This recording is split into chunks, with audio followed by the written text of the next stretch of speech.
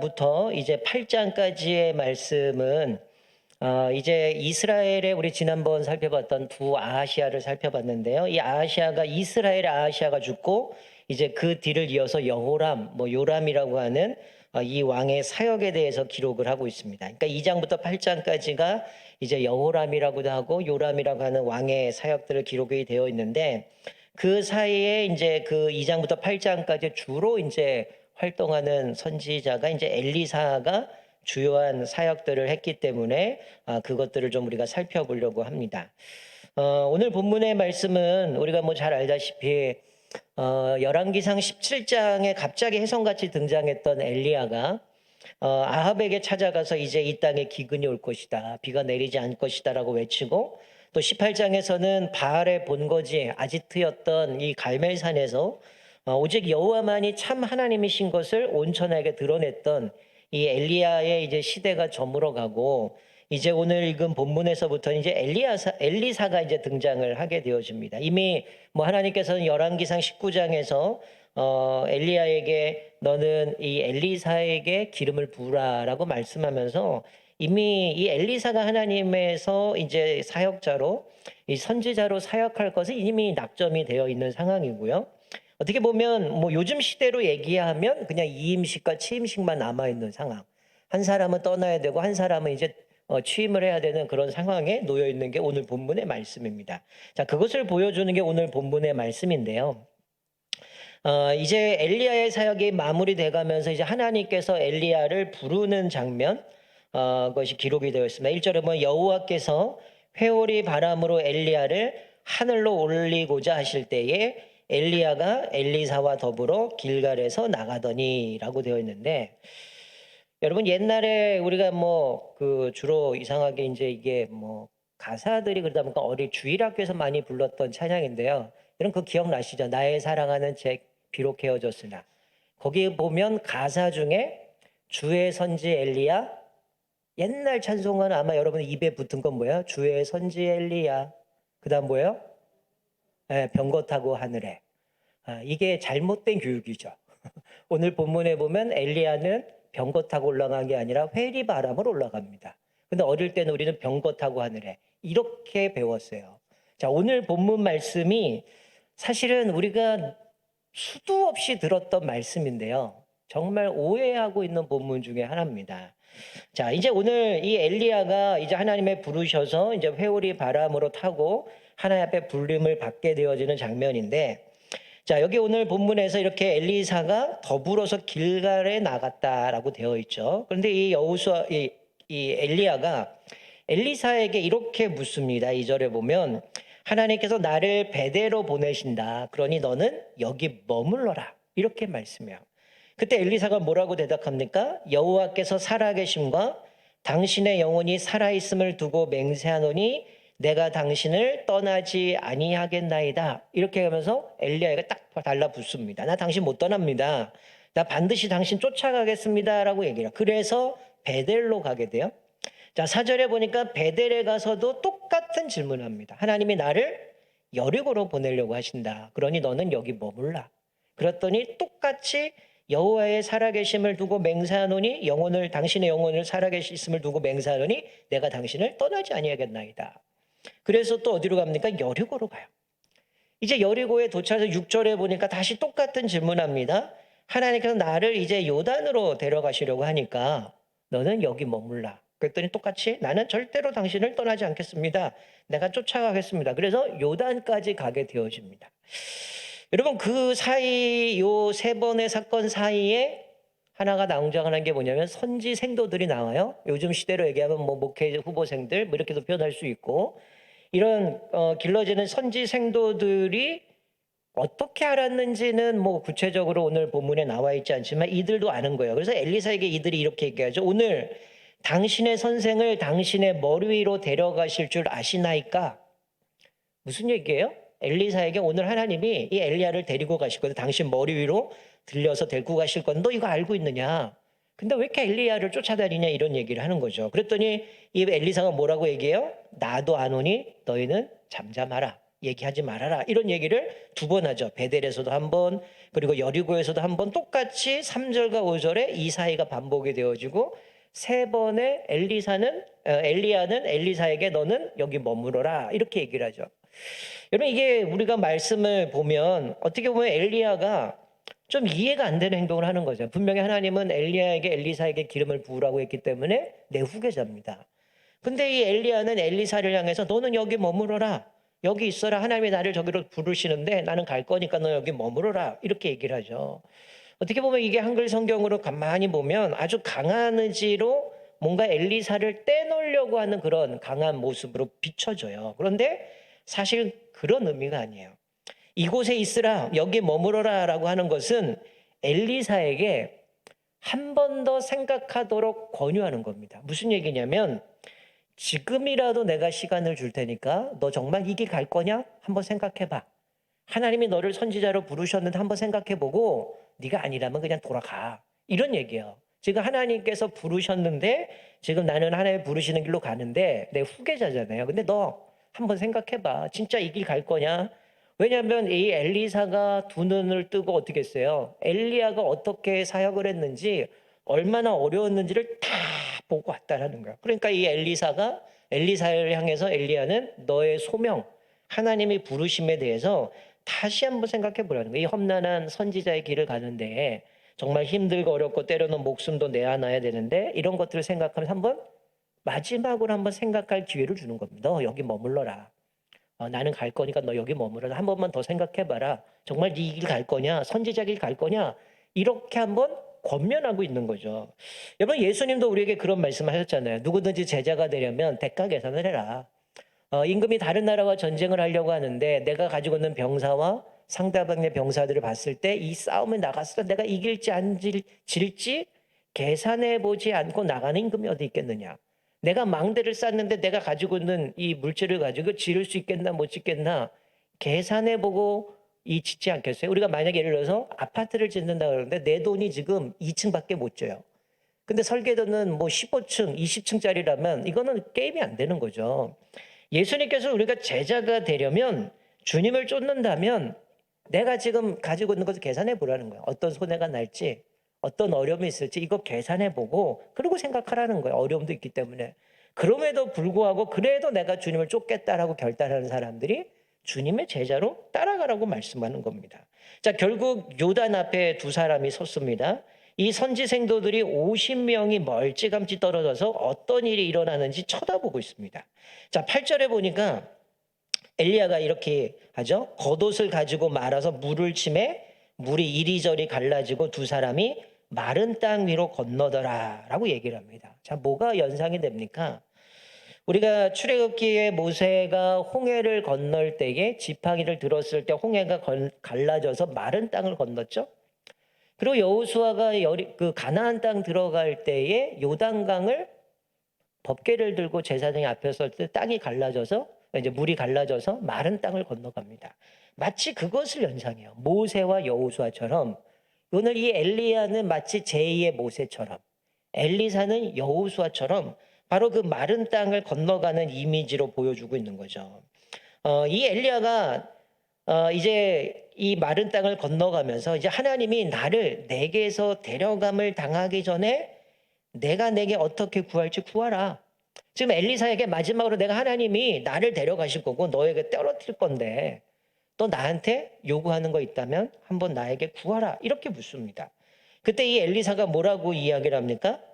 당신의 성령이 하시는 역사가 갑절이나 내게 있게 하소서라고 이야기를 합니다. 여러분, 이게 이 말씀을 지금까지 기존에 여러분들이 이 말씀을 들을 때에 어떻게 아마 설교를 들으셨어요? 우리 옛날 표현은 갑절의 영감을 주소서라고 되어 있는데 이거는 우리가 흔히 어떻게 말씀을 들었냐면 엘리야보다 2배의 영감을 주셔가지고 뭔가 더 엘리야보다 능력 있게 사역을 하도록 이런 걸 주십시오. 이런 고백으로 우리가 해석을 했거든요. 저도 신학교 다닐 때 숱한 목사님도 오셔갖고 채플 시간이나 개강 수련 때 맨날 오셔갖고 하는 얘기가 제가 다닐 때는 뭐 개강 수련에 기도원 가가지고 수련을 집회를 하고 그랬는데 그때마다 목사님도 오셔갖고 하는 얘기가 이 본문을 가지고 우리가 하나님 앞에 갑절의 영감을 구해갖고 그런 능력을 받아서 우리가 이 사역을 감당해야 됩니다. 막 주야 이러면서 갑절의 영감을 주셔서 이러고 기도했던 기억이 나는데, 여러분 사실 지금 이 엘리사가 이 갑절의 영감, 성령이 하시는 역사가 갑절이나 내게 있게 하소서, 이 얘기는 내가 뭔가 엘리야보다 더 뛰어나게 하나님께 능력을 구해서 이것을 하라고 지금 구하는 걸까요? 제 기억으로 한번 오셨던 강사 목사님이 이런 얘기를 하시더라고요.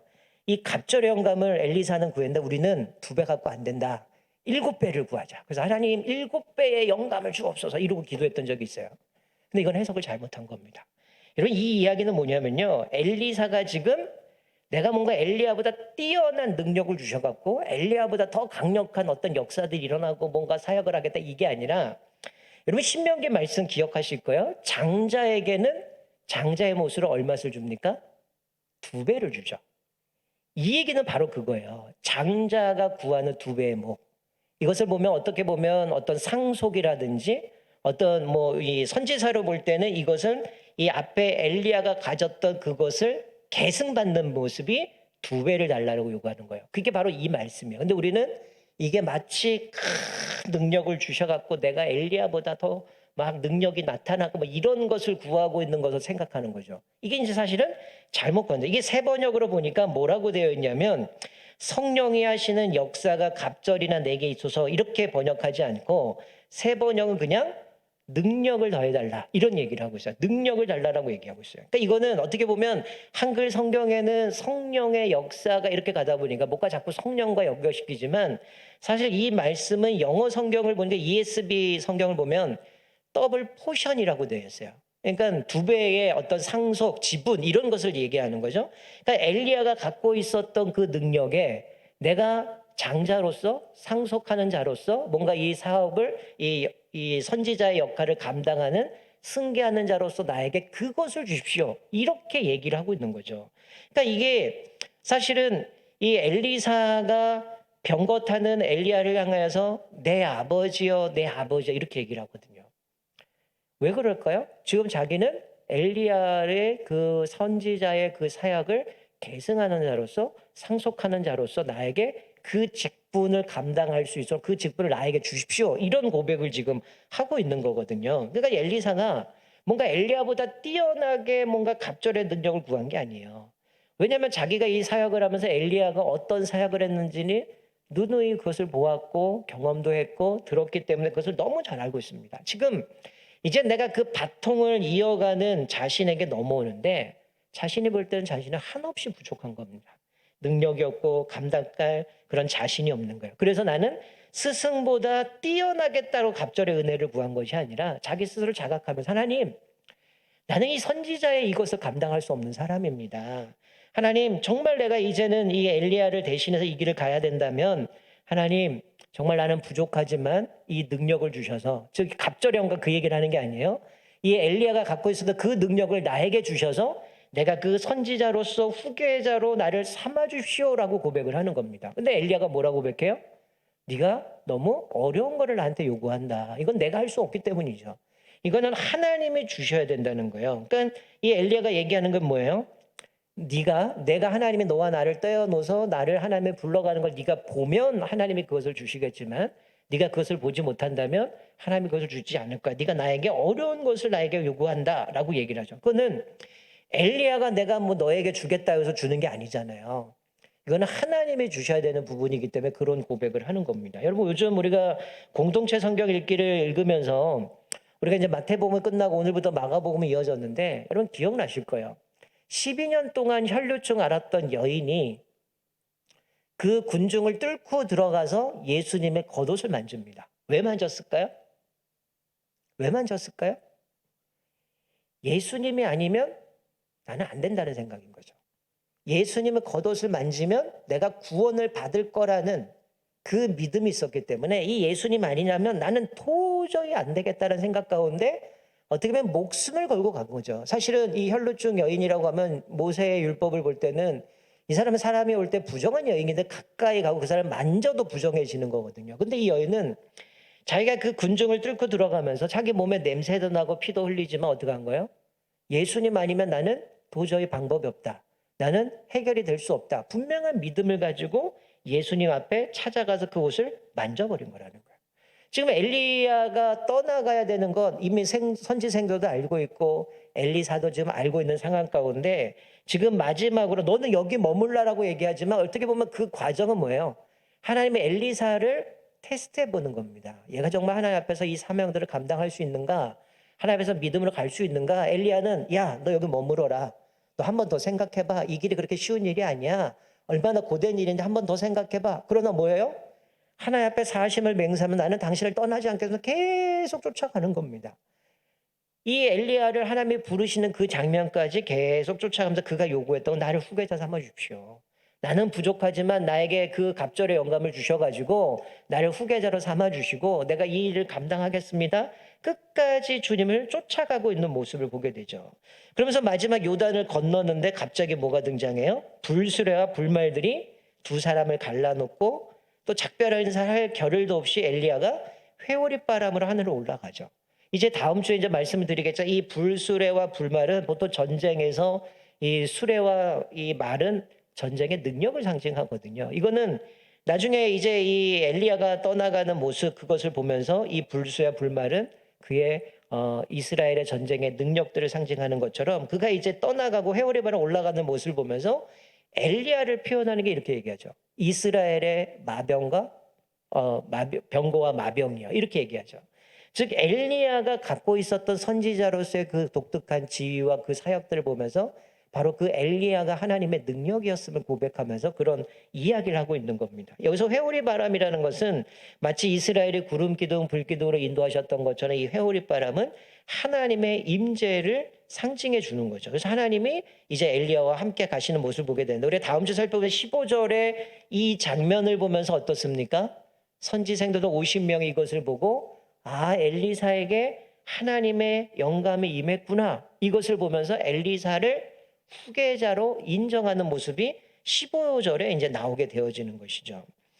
여러분 여기서 우리가 깨닫는 게 뭡니까? 저는 지난주에 제가 고민하는 게 리더십 이런 얘기를 했죠. 교회 생애를 맞아 교회의 리더들이 건강하게 세워져야 하나님 앞에서 우리가 교회가 바르게 서고 건강한 공동체를 세울 수 있다라고 생각을 하는데 저는 오늘 이 말씀을 보면서 그런 생각을 해봤어요.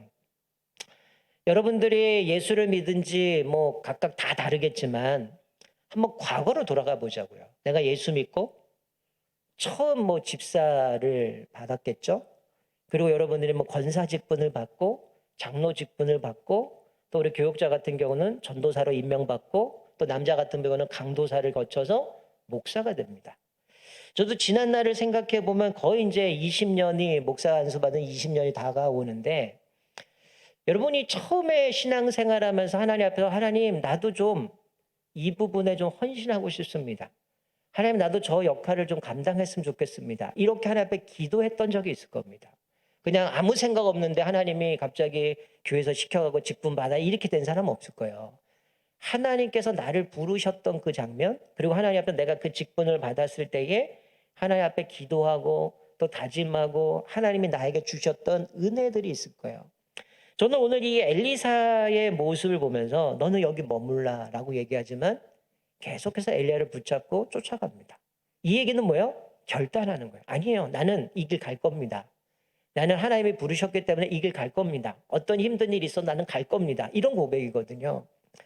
근데 지금 우리들의 삶의 모습을 보면 어느 순간부터 하나님이 나에게 주신 직분, 나에게 주신 사명이 필수 과목이 아니라 선택 과목이 되어졌어요.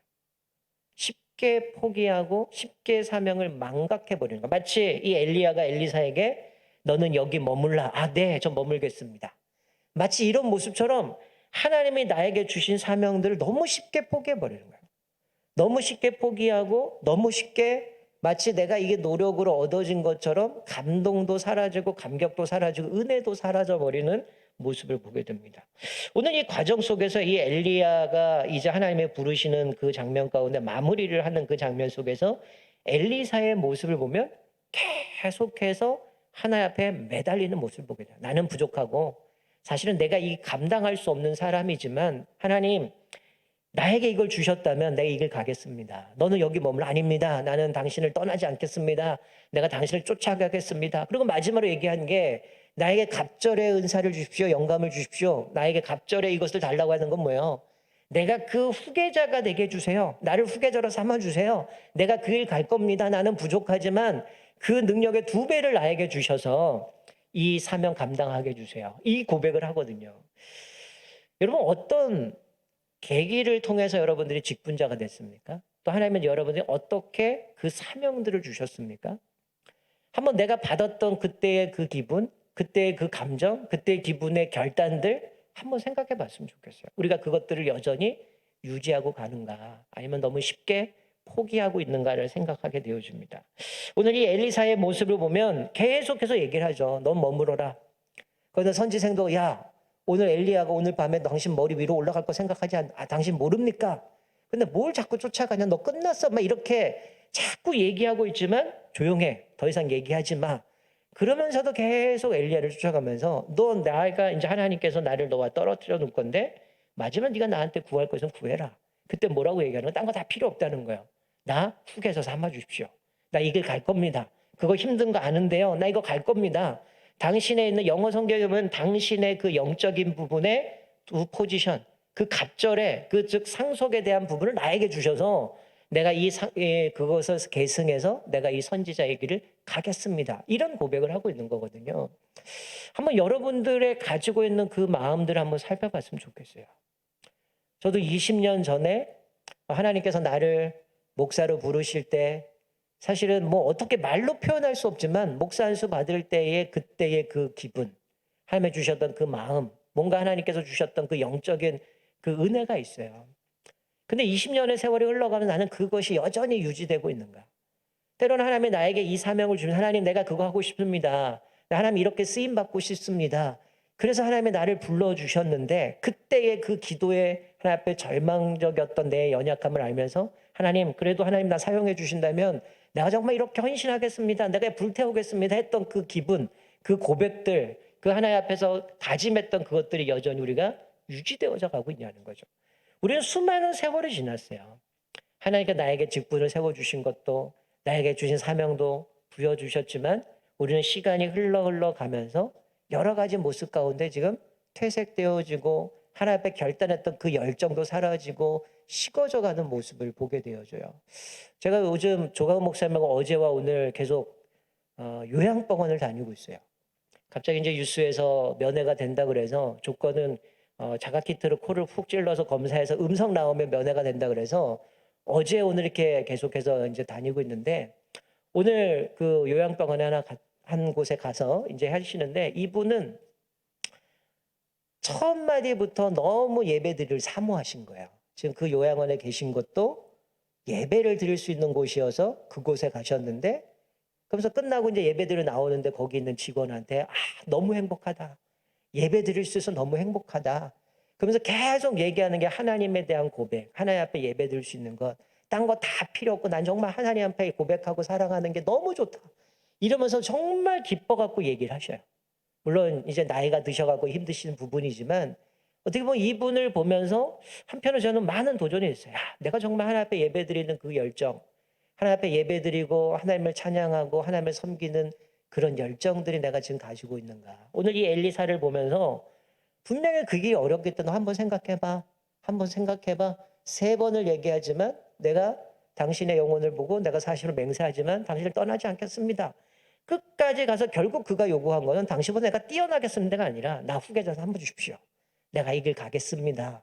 내가 이 사명 감당하겠습니다. 그러면서 그 길을 걸어가는 모습을 보게 되어져요. 여러분 우리들의 한 모습을 점검했으면 좋겠습니다. 나는 주님 앞에서 그 열정과 하나님 앞에 다짐했던 그 기쁨들, 하나님 앞에 고백했던 그 마음을 가지고 여전히 내가 그 사명들을 달려가고 있는가? 아니면 이런저런 핑계를 대면 하나님 내가 이래서 못하겠습니다. 이래서 힘듭니다. 하나님 이래서 지쳐서 안 되겠습니다. 온갖 핑계를 대면서 내가 좀 머물러 보려고 하는 그런 모습은 없는지 한번 다시 돌아봤으면 좋겠습니다. 특별히 우리가 하나님 앞에서 여러 가지 사역을 감당할 때에 사실 우리 목사들끼리는 그런 얘기를 합니다. 뭐 여러 목사님이 나는 이렇게 사역하고 저런 사역하고 이런 얘기들을 많이 하지만 늘 하는 얘기가 있어요. 이 교회의 목회는 내가 하는 게 아니라 결국 목회는 하나님의 은혜로 하는 거다. 내 힘으로 지혜로 능력으로 경험을 하는 게 아니라 결국 하나님의 은혜로 가는 것이지 은혜가 없으면 그건 목회가 아니라는 거예요. 그래서 가끔 농담으로 그런 얘기해요. 목사한테 저주하는 게 뭘까요? 성령의 능력 없이 목회해라. 이런 거거든요. 그러니까 자기 머리로 자기 힘으로 경험을 하면 100% 망하는 거예요. 그러니까 하나님의 은혜 아니면 살아갈 수 없다는 거예요. 이게 목회만 해당될까요? 하나님께 나를 집사로, 권사로, 장로로, 또 구역장으로, 교사로 나를 부르셨는데 그 사명을 감당하는 건 왜 우리가 지칠까요? 은혜를 잃어버렸기 때문이에요. 때로는 힘들어도 은혜가 있으면 그 길 갑니다. 근데 은혜가 사라져버리면 그게 일이 돼버리고요. 자꾸 비교가 되고요. 사람들하고 싸움이 되어지고요. 때로는 낙심하게 되어진다. 그러나 하나님의 은혜가 충만해지면 힘들어도 가게 되는 거고요. 내가 뒤처지는 것 같고 저 사람이 더 잘하는 것 같으면 어떨까요? 비교하는 게 아니라 오히려 격려해주고 나도 저렇게 열심히 했구나. 나도 저 열정 가지고 믿음으로 가야겠구나. 이런 고백이 되어진다는 거예요. 이 시간 우리 같이 한번 기도할 때 하나님 나에게도 그 처음 주님 앞에 사역을 부름받았던 것 하나님이 나에게 주셨던 그 열정